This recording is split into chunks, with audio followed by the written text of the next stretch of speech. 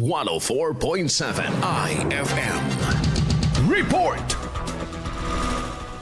Sinimulan na kahapon ang pagsasagawa ng checkpoint sa buong lalawigan ng Pangasinan sa pangunguna ng Commission on Elections Pangasinan at ng Pangasinan Provincial Office na siya ring hudyat ng election period bilang bahagi ng paghahanda sa midterm elections. Isa-isang ininspeksyon at tinignan ng mga dumadaang motorista, public utility vehicles at mga pribadong sasakyan sa bahagi ng checkpoint sa bahagi ng Barangay Tapuac, Dagupan City kahapon. Tiniyak ni Pang PPO Provincial Director Police Colonel Rollifer Kapukyan ang kaligtasan ng publiko sa papalapit na halalan.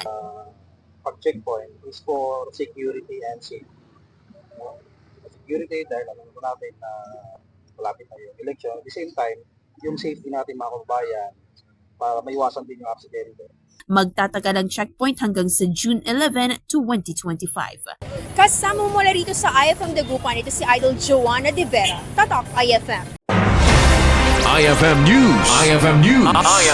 IFM News.